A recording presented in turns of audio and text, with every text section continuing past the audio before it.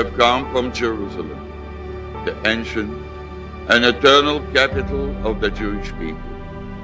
We have come from an anguished and grieving land.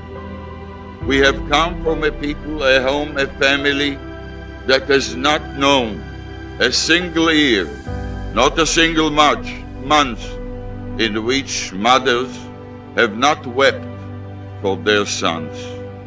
We have come to try and put an end to the hostilities so that our children, our children's children, will no longer experience the painful cost of war, violence, and terror. We have come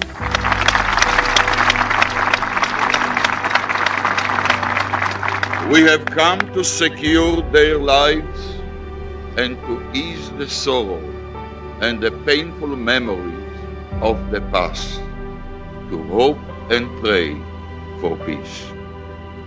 Let me say to you, the Palestinians, we are destined to live together on the same soil, in the same land.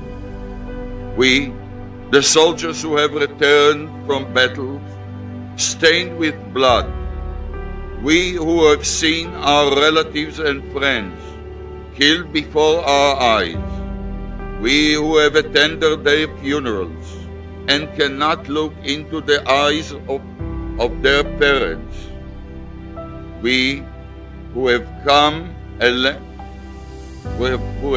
from a land where parents buried their children, we who have fought against you, the Palestinians, we say to you today, in a loud and a clear voice, enough of blood and tears.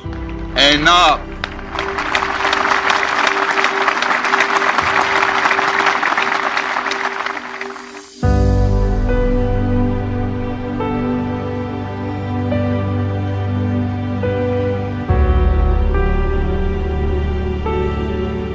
When I was a boy looking at the skyline from my grandmother's balcony in Jaffa, there was only one skyscraper in Tel Aviv, Kol B'Shalom, the Peace Tower.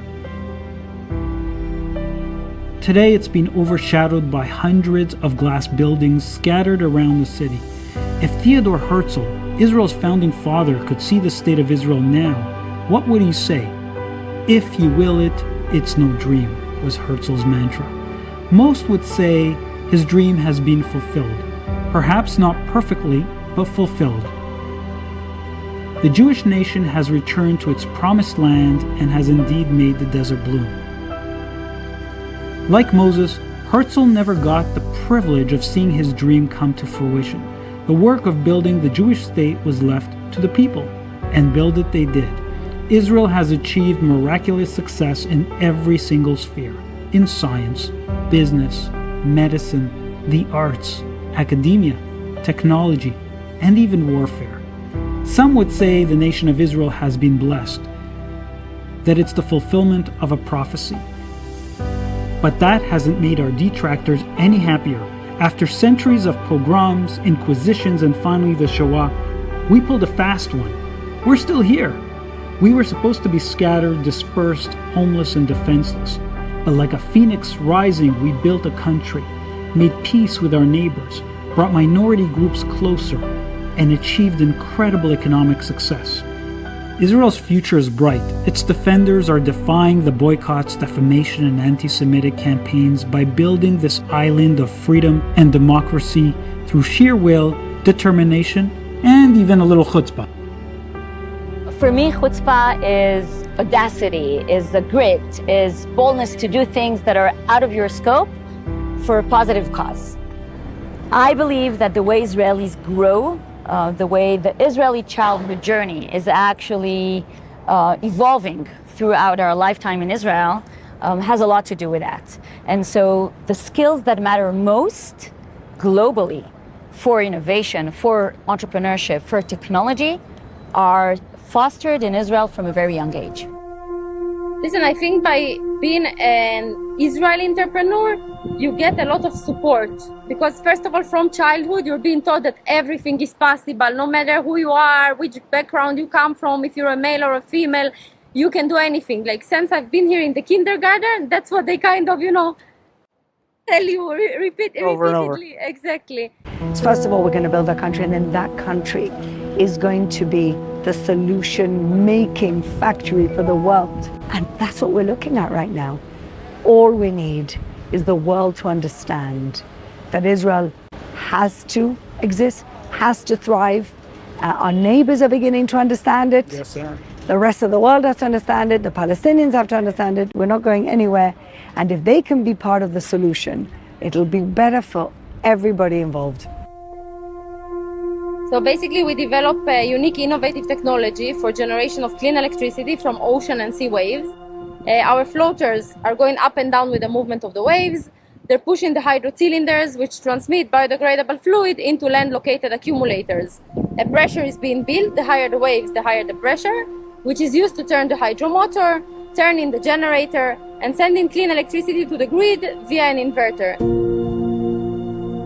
While the world is tearing itself apart, Israel has become the solution-making factory of the world. To understand this, I headed to Jerusalem to meet with Times of Israel's editor-in-chief, David Hurwitz. My optimism about Israel, it derives a lot from the younger generation. I have kids in their 20s. Somehow we keep producing these incredibly capable, self-motivated, smart young people. It's not the best education system here. It's not the best funded education system.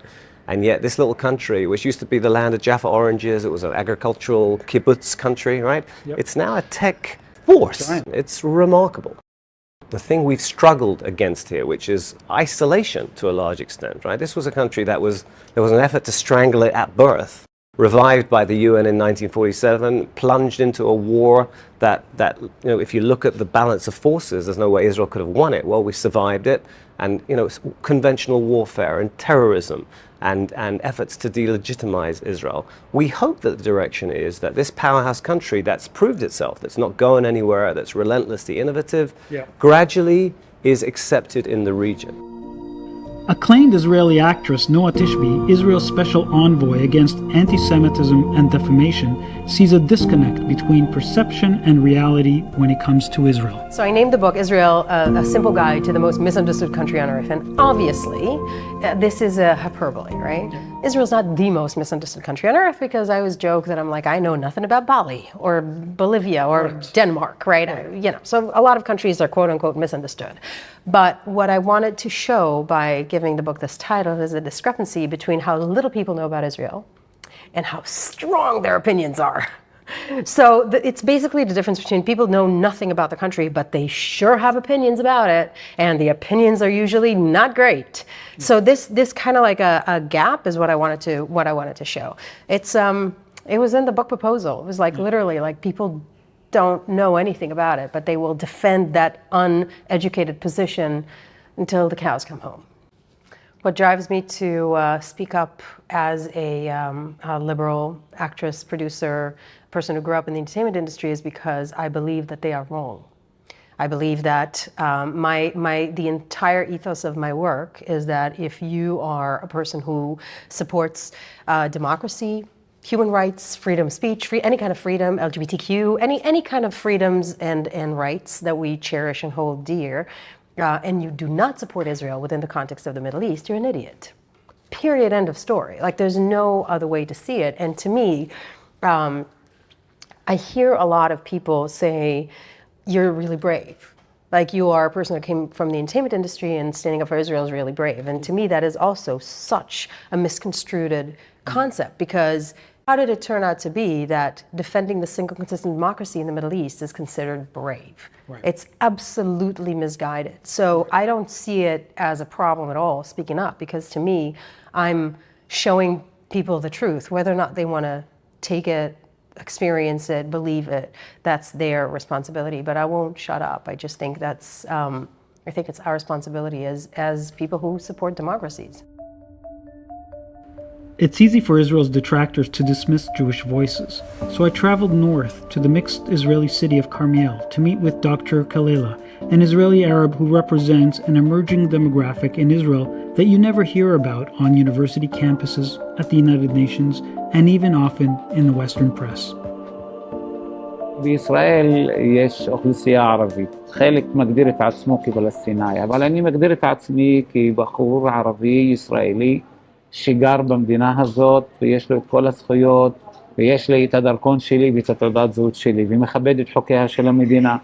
כפי שיש בארצות הברית יהודים, יש בישראל גם ערבים. לכן אנחנו תמיד נשאף לייצג את הארץ שאנחנו חיים בה ורוצים לחיות בה ולגדל את הילדים שלנו כאן. אני אוהב שלום ואני אוהב שיהיה שלום בין הישראלים לפלסטינים, כמו שאני אוהב שלום בין ישראל למרוקו, בין ישראל למדינות המפרץ באיחוד האמירויות.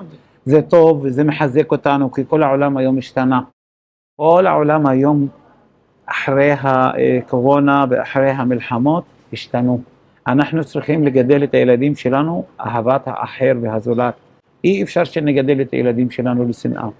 לעולם לא נמצא את הדרך הטובה. דרך השלום היא הדרך היחידה שאנחנו חייבים לסלול אותה לילדים שלה. יש הרבה אנשים כמוני, יש הרבה אנשים שרק חושבים על השלום. השאיפות שלנו היום, אחרי שכל העולם השתנה, אנחנו צריכים לשאוף להיות אנשים. הנשק שלנו זה התעודה, הנשק שלנו זה העתיד. נכון שיש אנשים נגדנו, לא רוצים שאנחנו נדבר ככה, אבל אנחנו נדבר ככה. זה התקווה שלנו, התקווה היא לחיות יחד. אין לנו עתיד יותר מלחיות יחד. In addition to peace between Israel, Egypt, and Jordan, the Abraham Accords brought a wave of peace to the region. Trade, commerce, partnerships, tourism, diplomacy, military engagement, and culture is booming. It's a great source of pride. It's potentially the beginning of the end of the Arab-Israeli conflict. It began with a unapologetic shift, if you will, of the United States towards Israel. In the first instance, remember, the Abraham Accords came at the end of the administration. What were we doing before then? We were, in my view, repairing what had been, I think, a breached relationship over the prior 8 years. And so all the work that we did to realign America with its most important ally, Israel, people said that's going to bring a wave of violence. Yep. And just the opposite, it brought a wave of peace.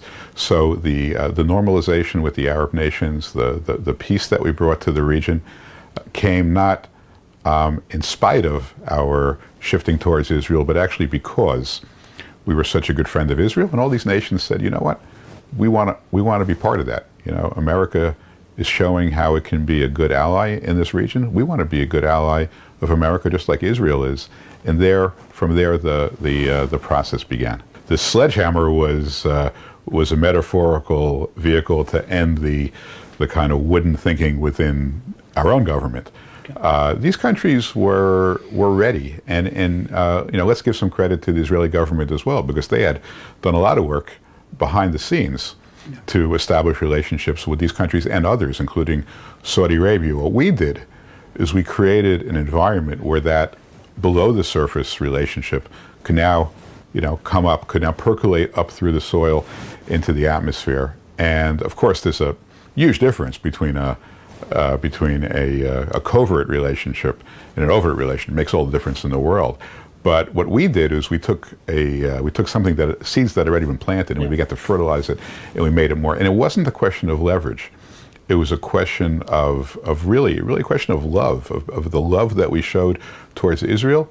And we said to these other countries, look, each one of you in your own way, you can have that kind of relationship with America, but you have to normalize with Israel. It's our most important ally in the region. And more importantly, it's important for you to change the narrative, to change the perspective in your own countries. You have to do this. And they wanted to, because Israel, you know, is it's the superpower in the Middle East. It's the technological power in the Middle East. It has much to offer. And all these countries now are reaping the benefits of normalizing with Israel.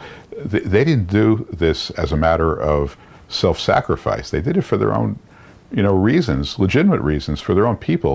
And I think it's borne fruit for every country. So I headed over to Israel's parliament, the Knesset, to get the full picture of the impact of the Abraham Accords from MK Ruth Wasserman Lande, who served as the caucus chair. So what I feel about that, first of all, that it's a game-changing phenomenon in our region. I think it's nothing other than the breaking of an iron wall in terms of the acceptance and the acknowledgement of Israel in its entirety, in its complexity, vis-a-vis the Arab world. And one thing that I can tell you is that Egypt, for example, a country with which we have had a 40-odd year peace agreement, a relatively cold one, in the last year and a half, since the signing of the Abraham Accords, the onus seems to have been taken off of Egypt's shoulders, and beautiful things are happening in Egypt that have not been seen in the last 40 years. One example are much fewer caricatures that are anti-Semitic in the newspapers in Egypt. Another example is the fact for the very first time last year, there was a Holocaust memorial held in Cairo, and that was green lighted by the authorities in Egypt. Things are happening even in the school curriculums, that Israel is being perceived as something which is more normal, not beautiful, not amazing, not perfect, just normal, which is an amazing phenomenon for Egyptian syllabus, and it's already a step forward. And this is something that we need to put a lot of effort in, normalizing the relations and making them anchored amidst the actual people. This is something that I feel is very important. The Middle East is changing in a profound way. And it's unfortunate that the people who don't see it are the social justice activists of the US. Right? So the Middle East is already transformed. We're way past whatever it is. You know, like everybody in the Middle East understand that Israel is not the problem. The problem is Iran, right? Everybody gets it on the ground. There's like coexistence on the ground. The Arabs and Jews live together. The government is Arabs and Jews. And people who don't know this are activists in the US. You know, we grew up in a generation where there were shelves and shelves of books called The Arab-Israeli Conflict. The Abraham Accords basically said there's no Arab-Israeli conflict. There is an Iranian-Israeli conflict. There is a Palestinian-Israeli conflict. There are conflicts that can actually be named, but this huge, very daunting title that says, how do we ever advance from this place? That's actually been changed. When I was in Knesset, I received the first delegation of influencers from the UAE and Bahrain and Sudan and Egypt, actually. And we toured the Knesset, and I shared with them my sense that we were living at a historic time. We had voted yes, on the Abraham Accords in the plenum. And that sense that our generation was making history, and I was very emotional, and I said to them that potential paradigm shift from the 3 no's of Khartoum to the 3 yeses. Yes to recognition, yes to negotiation, yes to peace in that order. And one of them yelled out to me, we don't just recognize you, we love you. When we seek to rebuild the house of Abraham, we have to first understand this is exactly what God Almighty wants, what the God of Abraham wants, what Abraham, our father, wants. For us to live in peace and harmony and to unite together against the violence and the extremism and the terrorism that has unfortunately dominated our region. Now is the time for our generation to stand once again hand in hand and choose peace and harmony and coexistence and tolerance over violence and racism and anti-Semitism and terrorism. Organizations working in this field are very vital, especially in this day and age. Back in New York City, the top American Jewish leader, Malcolm Hoenlein, was optimistic about the limitless potential of the Abraham Accords. One of the remarkable developments is in many of these countries rediscovering their Jewish past. Even in Saudi Arabia, in Khaybar, they're doing archaeological excavations about the Jewish community that existed there at the time of Muhammad. It wasn't a glorious period, but it was a very important that they no longer shy away from a discussion that they couldn't have held 10 years ago. Right. In the UAE, that Jews lived in the Straits of Hormuz, in the island of Hormuz. There were 300, I think, in the Middle Ages, because it was the trading place point between the Far East and Europe, and Jewish businessmen settled there and enabled them to communicate between them. In Morocco, the king has restored all the Jewish cemeteries, the synagogues. Egypt, President Sisi has restored the synagogues and many of the Jewish sites. And Turkey as well. Turkey has done it, and then you look at countries that I think the prospect is good. In Tunisia, ultimately, there were good relations. You still have a Jewish community in Jerba. It's right now strained, but I think there are possibilities. I've had Libyans come to me to talk about relationships, and of course, Morocco. And then if you look at how we can expand, let's say, the Mediterranean initiative, Bulgaria, Romania, even Erdogan called me about it and said he wants to be part of it. And there are limitless potentials. So you could build from the Mediterranean, from the Atlantic, through the Mediterranean, to the Gulf, and across, because even the Quad approached us and said, we want to be part of this too, that you could build a stable continuum. At first, we wanted to make it the Mediterranean. We thought if we could just achieve it there, then, and take Israel out of the Middle East and put it in the Mediterranean. And when you have markets like India coming on, or even reaching further, the opportunities, I believe, are really unlimited. I headed to northern Israel to explore the growing peace and coexistence in Arab and Druze communities inside Israel. Hope and optimism is emerging in Migdal Shams, located in the Golan Heights on the Syrian-Lebanese border. For decades, Syria used the high ground to shoot and bomb Israeli farms on the lower plateau. This made life impossible for farmers. During the Six-Day War, Israel cleared the Golan of hostile Syrian forces. Since then, several Druze villages enjoyed relative calm. Sheikh Tahir Abu Saleh's village was incorporated into Israel. He told me he takes pride in his community's integration, especially since the Syrian civil war.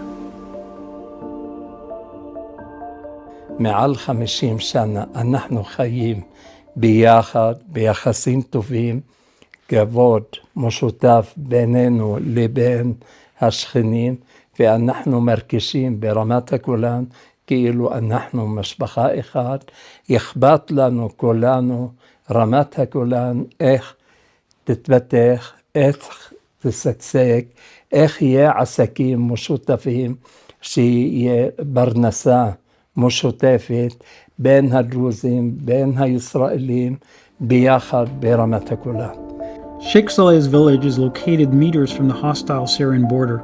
He is keenly aware that Israel stands between his village's peace and tranquility and hostile terrorist organizations like ISIS and Hezbollah. Retired Colonel Kobi Marom works closely with Sheikh Saleh on security matters. He took me on a tour of the border and has a stark warning for Israel. Right now, if we will have a conflict against the Iranians and the Hezbollah from all over, Gaza, Lebanon, Iran, this is something that the Israeli society never seen before. We talk about terrible destruction in Tel Aviv and other Israeli strategic spots. We are talking about Air Force bases, intelligence centers, headquarters that they're going to try to target. And do we have enough anti-air batteries to block those crazy number of missiles? Unfortunately not today. Maybe with the laser system that we developed today will do much better in the future. But right now, that's a real threat. And I think we should have an effective deterrence, number one. Number two, in the right opportunity that we're going to have, we must operate a preemptive attack over the Iranian infrastructure in Lebanon, because this is something that it's unacceptable, a real threat against the Israeli society. نحن بعد هالشلום ناكد هبلكان على גבול, כמו שאמרתי קודם. אנחנו לפני מספר שנים שהיה בצד השני מהגדר, מהגבול, היו חזבאללה, אנחנו התנגדנו להם בו, בכלל שהולך לעשות לנו בלקן באזור, ואנחנו צריכים השקט וצריכים הביטחון לנו וגם לשכנים שאנחנו חיים יחד. עכשיו יש השלום עם מצרים, עם ירדן, עם מרוקו, עם מדינות המפרץ וזה. אנחנו מאוד מרצים את זה וצריכים שיהיה שלום גם עם סוריה, עם לבנון, עם שאר המדינות מסביב בו, והאזור שישמח האזור. Wherever you go in Israel, you see signs of coexistence and pluralism. Why then is Israel accused by some organizations of being an apartheid state? To find out, I headed to Jaffa hoping for an impartial answer from someone who is neither Jewish nor Arab. In fact, he is British. Colonel Richard Kemp reached the highest levels of civil service as commander of the British forces in Afghanistan and then head of the British anti-terrorism unit dubbed Cobra. So he knows what he's talking about. And I'm looking across the road now. There's a cafe there with Arab women sitting outside, Jewish men sitting outside. Everyone is mixed here. It's not necessarily a complete love-in wherever you go in Israel, but there's certainly no question of this country being an apartheid state. It's a phrase that is deployed against Israel in order to isolate Israel, to vilify Israel. The place actually in this region that is an apartheid state, although it's not a state, is the Palestinian Authority area where you can't go in there. There are signs, particularly in areas A and B in Israel, in Judea, where you can't go in if you're Jewish. And if you attempt to sell a house to a Jew, the sentence can be death, and it's certainly going to be imprisonment. That's where the real apartheid is. The apartheid is not here. It's used only as a weapon, and disgracefully, the United Nations and other bodies like the EU and human rights groups, so-called, use that word as much as they can because it has such resonance from South Africa, but it's simply a lie and nothing else. We see, I think, incredibly encouraging trends of Arab Israelis joining the workforce in greater numbers, joining the government, becoming part of coalitions, which is something that would have been totally unthinkable 5 or 10 or 15 years ago. In the Haredi community, we see that people are joining the army in greater numbers than ever before. The army is making opportunities available to Haredi Israelis to enable them to, of course, maintain their religious lifestyle while still serving the country. And that then serves as a pipeline into the workforce and into greater involvement in Israeli societies. I asked Dr. Khalil point blank if there is apartheid in Israel. Here is what he said. אנחנו יודעים ואנחנו רואים, וזה ארגונים שהם נגד המדינה. אם המדינה אפילו תעשה שלום עם כל העולם, הם יהיו נגד המדינה. כשאתה שייך לחברה, אתה יכול לשנות. לכן יש לנו את המספר הכי גדול במדינה ברוקחים, בבתי חולים, מהנדסים, מורים. זאת אומרת, האוכלוסייה שלנו היום אוכלוסייה מלומדת. מה זה אומר? שאנחנו מפחדים על העתיד שלנו. לא תמצא אדם שלמד דוקטור, או רופא, או רוקח, או מהנדס, יעשה לך טרור. לא תמצא, כי יש לו מה לפחד, כי יש לו עתיד, כי יש לו תעודה, כי יש לו ילדים. לכן אנחנו פה גדלנו על ערכים. על הערכים האלה אנחנו נלחם. נכון שיש אפליה, נכון שיש חוקים לא בסדר, אבל יש דרך לשנות אותם בכנסת, בבחירות, לא באלימות. אלימות רק מביאה אלימות. המדינה הזאת יקרה לי. Despite the fact Israel is not an apartheid state, that coexistence and pluralism is blossoming and trade and peace is becoming the norm, anti-Semitic and defamation campaigns against Jewish people and Israel continue in the West unabated and without merit. I think that anti-Semitism starts at college campuses. I came here to America as an immigrant when I was 12 years old with my family, who one of the reasons we ran away from the former Soviet Union is because of the horrific anti-Semitism, and it was really everywhere. It was at universities, in the government, it was everywhere, and we ran away from that, and to come here and to experience anti-Semitism in 2022 in the United States of America is extremely disturbing for immigrants like me. I took away $50,000 from a CUNY related program, and then after I took up this hearing that we just finished last week on exposing anti-Semitism at CUNY, the amount of support I received, and people are saying, this is something we've never seen before. It's unprecedented in the New York City Council to have a hearing on anti-Semitism on college campuses. So yeah, I think people feel alone, alienated, and people feel like there's nobody willing to stand up and fight for them.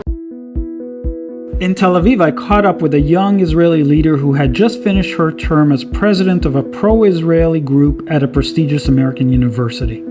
I knew it's bad, I did not know how bad it was. I think when I got there, I understood that while here in Israel we think the world's issue with us is 1967, all of a sudden I realized that for many, or at least for the radical factions in the US, the issue is 1948, it's not 1967. The issue is the existence of a Jewish state. I always thought anti-Semitism is an issue of the past. I thought it's anti-Israel sentiment, and anti-Semitism is not really something we need to deal with. And all of a sudden, I experienced hardcore anti-Semitism when my university, a progressive liberal arts institution, hosted a prime minister of a country who defined himself as a proud anti-Semite and said that Jews, and I quote, have hooked noses and react instinctively to money. This is something that I did not expect in, it was, I think, 2019. We have not done a sufficiently good job of strengthening Jewish students' Jewish identity and their pride in being Jewish. Right. Creates this toxic brew in which those Jews who do want to be openly proud and do want to be openly Jewish feel that they are, in some cases, unable to do so. They're unable to live proud, openly Jewish, openly pro-Israel lives on campus. And that's something that should trouble us all, and we should do whatever we can to combat. I've been speaking to a lot of college kids and young adults and their parents, and it's a really tough environment to be in. In some colleges and universities, you have to literally disavow supporting Israel in order to become a member of some other groups, right? So first of all, I understand the pain. It's very difficult. It's a very difficult situation. The thing that I always say to those kids in college that are talking to me and to their parents is you have to educate yourself. You have to know what it is that you're supporting. You have to know why Jewish sovereignty in the state of Israel, in the indigenous land of Israel, is an important thing for the Jewish people. We're losing our own Jewish students. We're losing them because people really confuse them. They go to university and they say to them, you're either pro-human rights or you're pro-Israel. You can't be both. Right. Have you seen what's around us in this region? We're a beacon of human rights. We have the most ethical and moral army in the world. We have to be proud of who we are. Are we perfect? No. Can we always improve? Absolutely. Do I agree with every single government policy? No. But, it's our family. This is our people. The Zionist movement is vigorously attacked on university campuses, especially by Israel's enemies. They have tried to paint it as a racist struggle. Nothing could be further from the truth, says three-time Emmy winner Simcha Yakubovich. Zionism means it's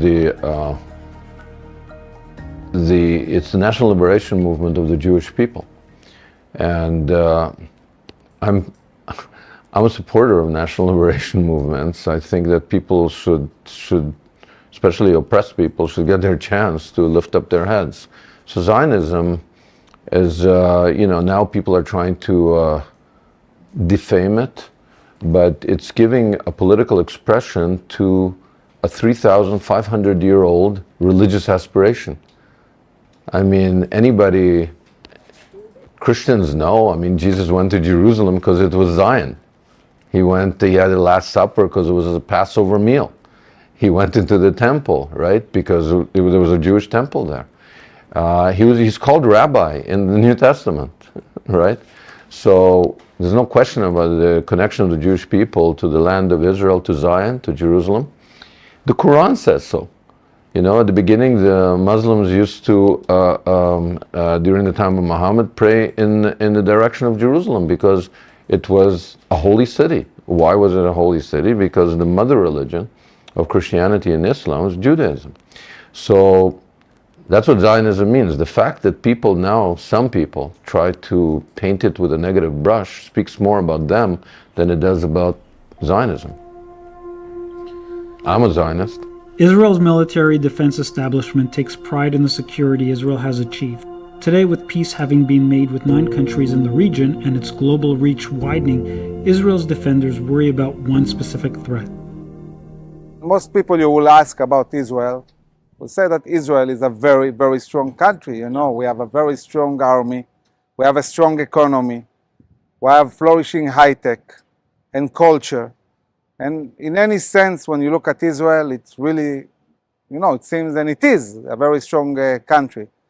But having said that, Israel is challenged by huge, huge forces outside and inside that really create a situation where when you look at the future, it's clear that there will be huge challenges for Israel. Iran is aspiring nuclear weapons.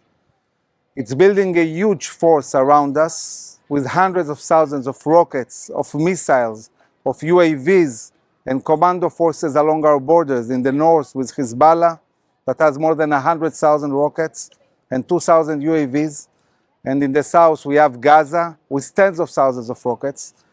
And Iran is also building forces in Yemen and in Iraq and in Iran itself. I don't know if you know it, but last year, in the last operation we conducted in Gaza, Iran shot at us from Yemen and from Iraq. The good news is that I believe that Israel's national security strategy has been a resounding success. Not only is Israel here today, which was by no means a foregone conclusion in the early decades, but we have become an established, prosperous, look around, and fundamentally secure state. Now, when I say fundamentally secure, I'll come to the problems in a minute, but nobody can destroy the state of Israel anymore. No one. The bad news is that the Iranians today have enough fissile material, in other words, highly enriched uranium for the first bomb. Not in 75 years, now. They've got it, okay?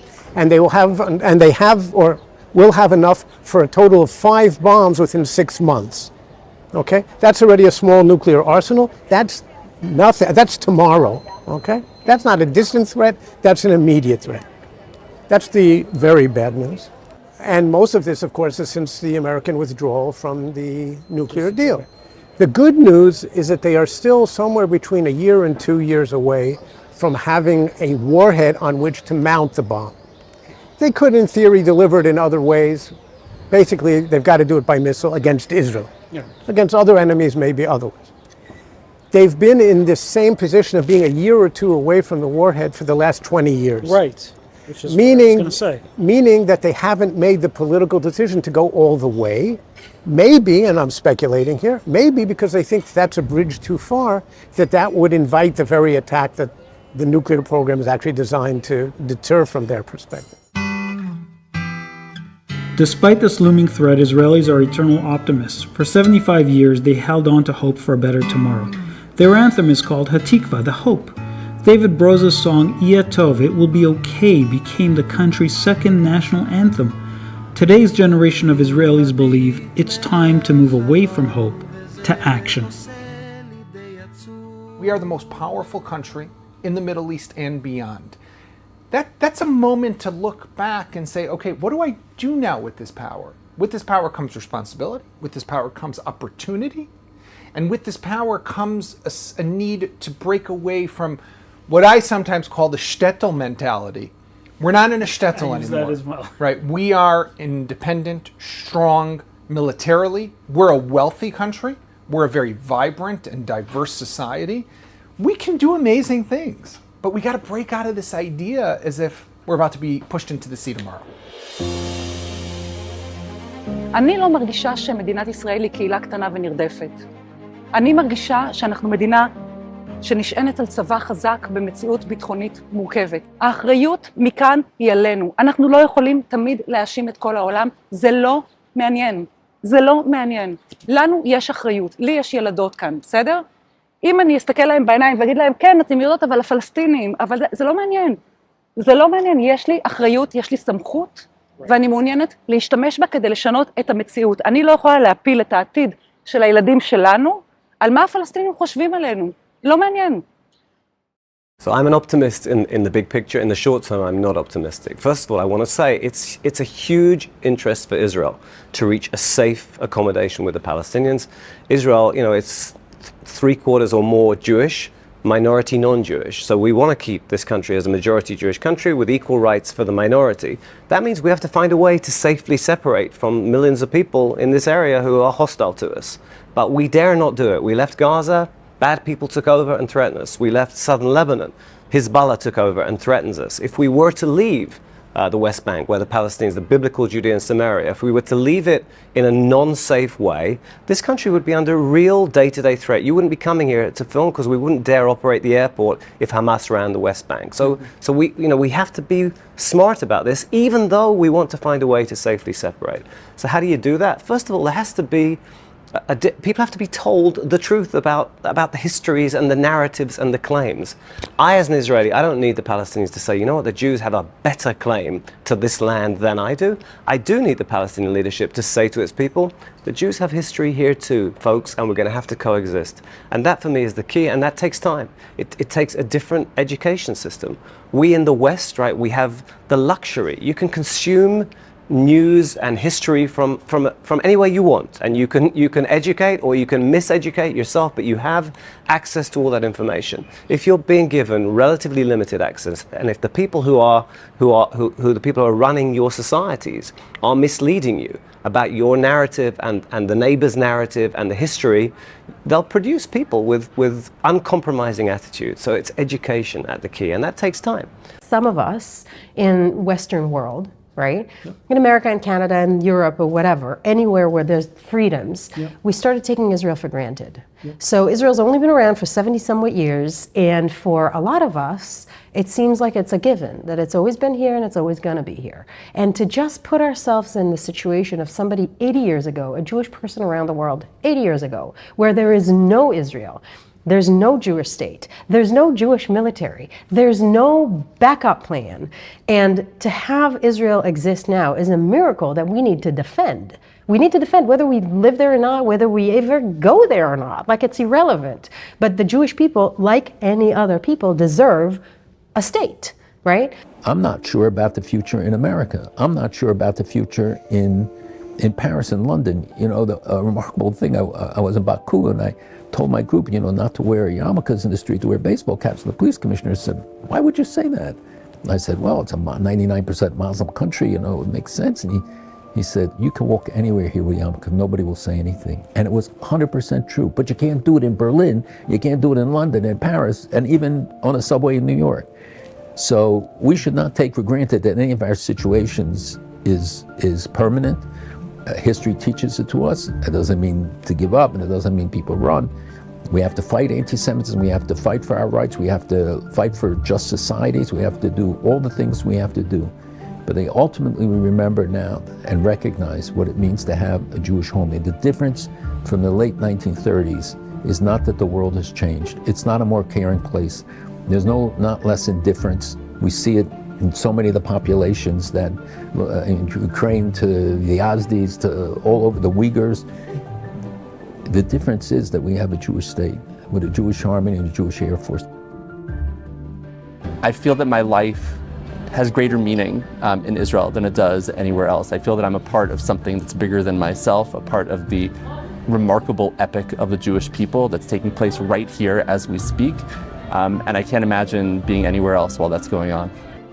When you think about it, sometimes maybe we have to step back from all of these issues and to say, look, we're standing here on the Knesset, 74 years after the birth of the Jewish state. The incredibleness of being a proud Jew. I'm proud, and I'm proud of people like yourself who exemplify that. Thank you so much. We have built an incredible thing here. In 74 years, we have not just built an incredible country that is exporting solutions that are solving the world challenges. Yep. Not only are we doing that, we're also fighting with another hand. And so on top of this, we need people delegitimizing us. It's all part of the same thing. And so we have to stand tall, be incredibly proud. And, you know, the Jewish people, ultimately, we're a family, we're a tribe.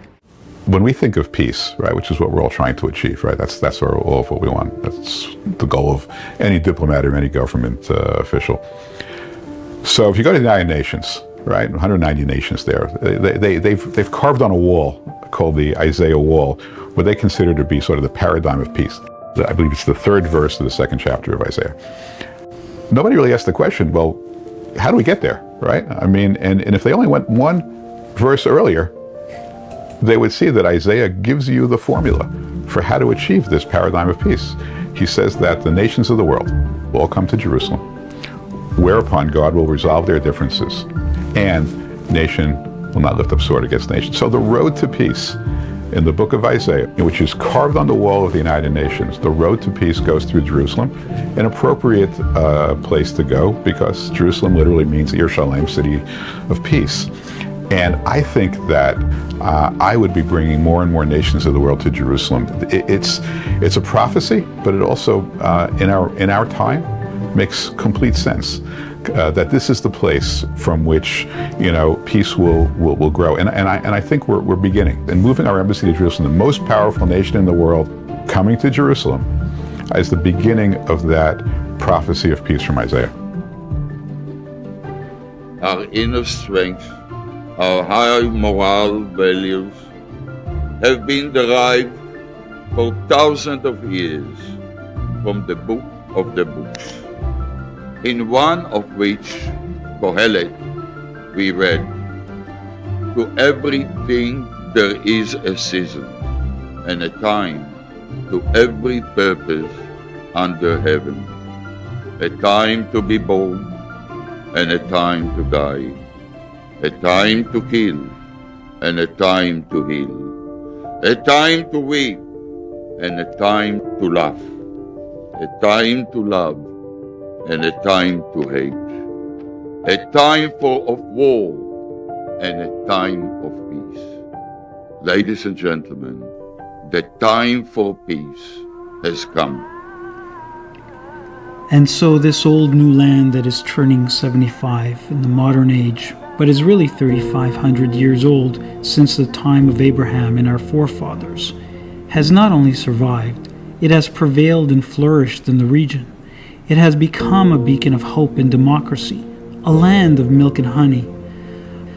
For those of us in the diaspora, this modern-day miracle gives us strength and pride to defend the Jewish state. All of us are its future, all of us its defenders. Theodor Herzl's dream of an Israel that is a light unto the nations is the fulfillment of a biblical prophecy, one we are seeing come alive before our very eyes. For 2 millennia we wept in prayer for our return to Yerushalayim. Our task is not yet complete. Now that we are finally here as one family, it is our destiny to protect our future and defend our past.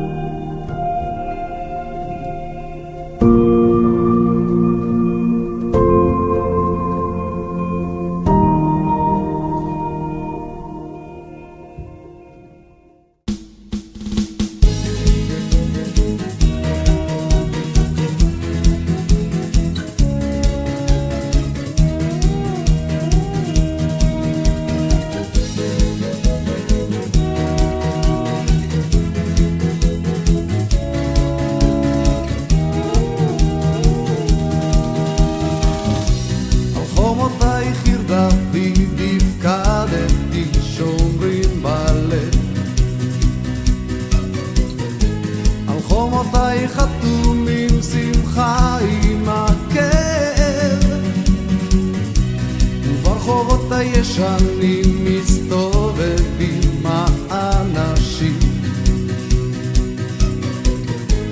כשבעיניהם דולק האור.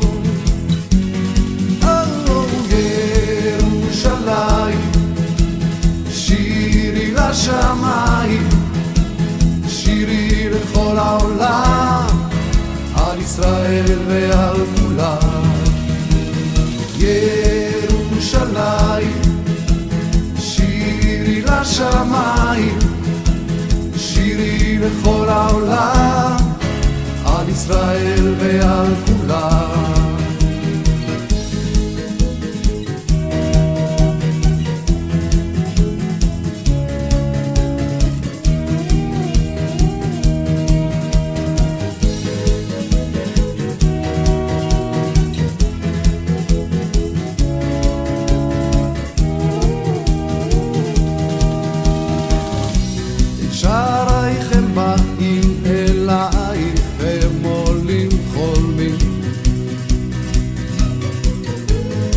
מלטפים את הסיפורים על אבן הבתים,